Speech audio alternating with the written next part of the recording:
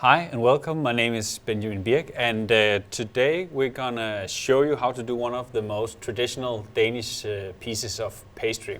It's the Spandauer, and as you might imagine it's not a Danish thing that it's named after. It's actually named after a prison in Germany, but I'll get back to that and I'll show you why that makes sense when we have made the Spandauer and baked it and finished it. We have tried to take it using the Arla products, trying to take it to another level, and we have tried to adjust some of the flavors that we think were maybe a bit too sweet for our taste. So we added some lemon syrup to it and some herbs to give it some more aromas.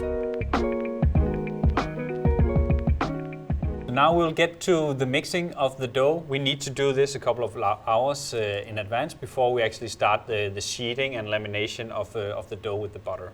So what I've made ready is I got some all-purpose wheat flour here. We put it in the freezer overnight so that all the ingredients and the dough, when it's mixed, it will stay as cold as possible. It's very important to keep it cold because if you have a dough that is too warm, it will absorb all of the butter because the butter will melt and come into the dough. I got some Arla cream here. We use that to get a bit more mouthfeel, but also to get a bit of a softer crunch to our Danish and to all our pastry. And we also get a lot of umami from the animal fat that is within the cream. So now I'll just mix all the ingredients. I'll of course start with the wet ingredients, with the water. Got our cream, our whole egg, take our yeast and the sourdough, and then we'll add the flour, then we'll mix in the salt and the sugar. So we want to have the machine at the lowest possible speed so we don't work any heat into the dough. This is very important because if the dough gets hot, then the butter will get hot, and then the butter will get absorbed into to the dough, and the whole sheeting process will be a failure. So now that the dough is finished in the mixer, we're gonna bring it out.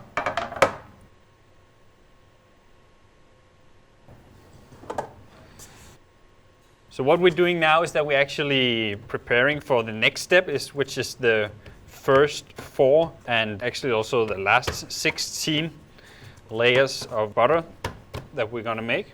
So this is gonna go in the fridge to make the gluten in the dough relax, so when we stretch it doesn't retract and pull the layers in the dough apart. We film it, and then we'll take this piece of butter. It doesn't come in this format from Arla, but this is 500 grams of butter.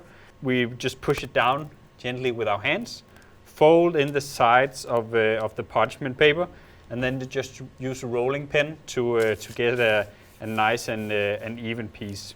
And this goes in the fridge along with the dough, so we keep everything together.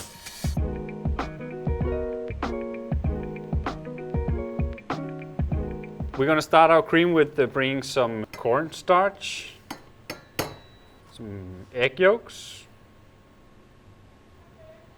In the other pot, which we're gonna set to boil, we bring in our cream. This is gonna give very lovely texture and lots of umami to this cream. Then we have some whole milk, sugar, and then we use these very delicious and thick vanillas. This is a boa vanilla, we chuck that in. And then we also use lemon zest. Of course, it brings a lot of freshness and acidity to something that is usually very sweet and very fat. So we bring that in. Then we just turn it on and bring it to a boil. Now our cream and milk and sugar and lemon zest and vanilla is slowly coming to a boil. And what you want to do here when you're working with your custard is use a spatula instead of a whisk. And you don't need like a galloping boil where it's foaming all over. Just need a few bubbles, as you can see now. And then you pour it over the cornstarch. Keep it at a very low simmer. We're just gonna mix it a little bit here. I'm gonna bring it back in. So the high stability of the cream here is really gonna help you in the process. don't want that cream to separate, but you want to bring it to a boil now. And you want it really thick and creamy, because you don't want your custard here, you don't want it to run out when you're making and baking your Spandauers. You really want it to stay where it is. But I always leave in a little bit of milk, just to make sure that when we put the custard back in the pot, just to make sure it doesn't burn. Now our custard is nice and thick. We take a spatula and then we put it in a metal tray. So as it cools, it will thicken. It can have a tendency to make kind of a shell on top of it. So therefore we use some cling film, and you can just bring the cling film all the way down to the custard. So we'll just put this in the fridge, and when it's cold, I'll just put it in a piping bag, and then it's ready to fill the Spandauers.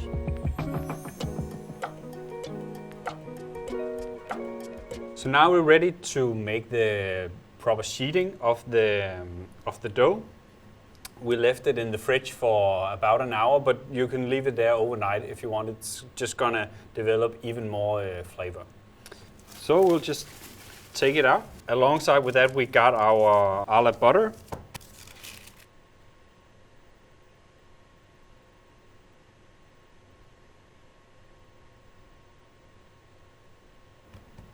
Make sure it sticks to the dough. There's no fat in this dough, so the chance of the butter, if we keep the dough cold, so the chance of the butter getting incorporated into the dough is actually very small. What you want to make sure is that you have, in the direction that you're rolling, you want to have both the sides open. If you see this side, it's also open, but on the other side here, it's closed. If you imagine that I roll in this direction, then I'll stretch this small piece of dough too much, and it will break. You keep an eye on where the butter is. You don't want the dough to come too far out, so we end up with pieces that don't have any butter in them. Here the Arla butter really shows what it's capable of, because we can really stretch this butter even though it's very cold. So you can bring it out straight from the fridge and start working with it.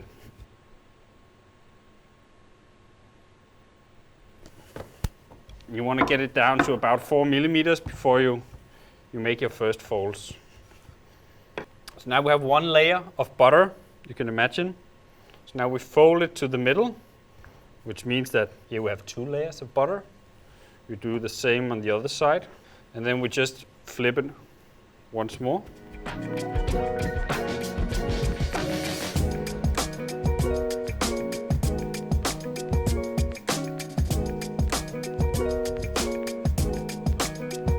So we take our cube butter, and the Arla Pro butter is gonna give us a very creamy Remonce, but also one that is gonna stay inside the baked goods during the bake, which is very important. The Arla butter it's very stretchable, and it's not gonna melt easily.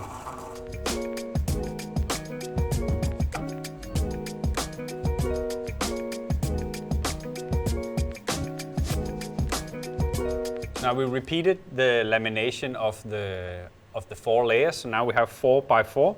So flour it a little bit. We're going to measure it out to 52 by 42 centimeters. So we'll just roll it out again.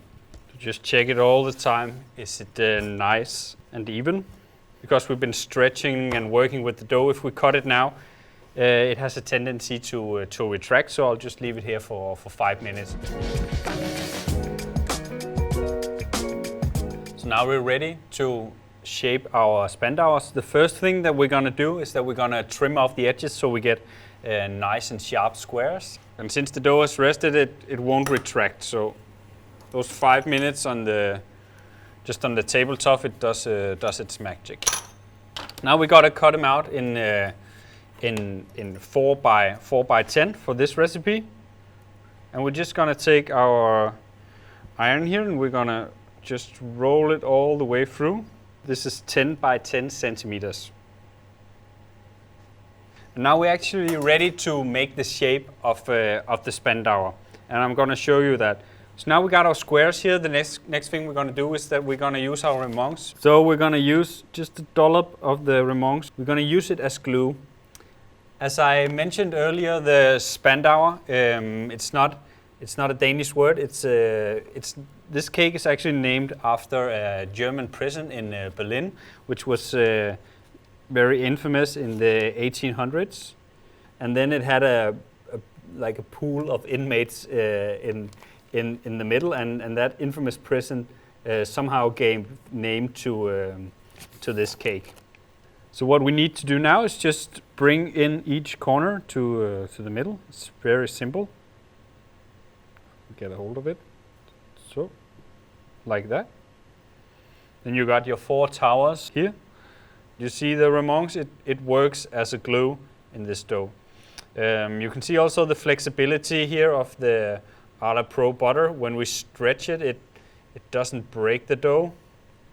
When they rise and after the bake, we're gonna see all this beautiful lamination work if we done it properly.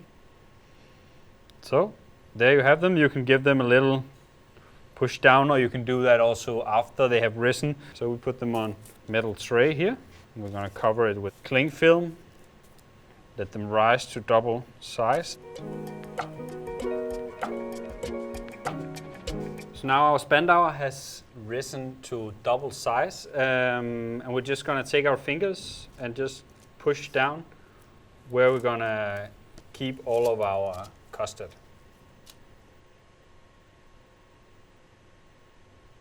So now they're almost ready to go in the oven. We're gonna take our egg wash.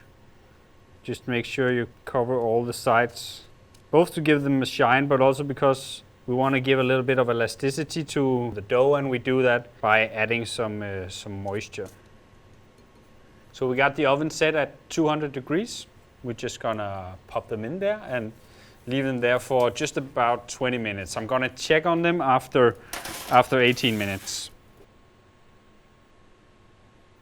So now the 20 minutes have passed. Our Spandauers are in the oven. When they come straight out of the oven, we want to drizzle with some of our lemon and pepper syrup. But we just first of all want to check that it's crunchy, and they are. We take our syrup. What you're hearing here is the syrup starting to boil when it meets the butter. Always a good sign when you're making Danish or anything that contains a lot of butter. If you've done your lamination correctly and you're proving correctly, there will be no butter to spot on the baking tray itself. Because all of the little gas bubbles that have formed during the fermentation, they are gonna keep in all of the butter so that it can fry the dough from the inside. There you have it. It's our modern take on the traditional Spandauer.